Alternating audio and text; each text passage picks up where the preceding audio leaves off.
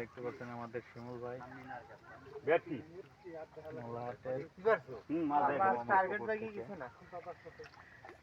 বড় একটি মাছ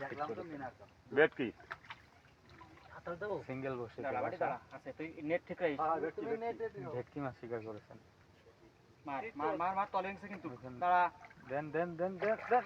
হ্যাঁ ঠিক আছে, যাক মাশাআল্লাহ খুব সুন্দর একটি ভেটকি মাছ শিকার হয়েছে। তাহার মাছ বোধ করে ডিসকভারি মাছ আয়। আল্লাহ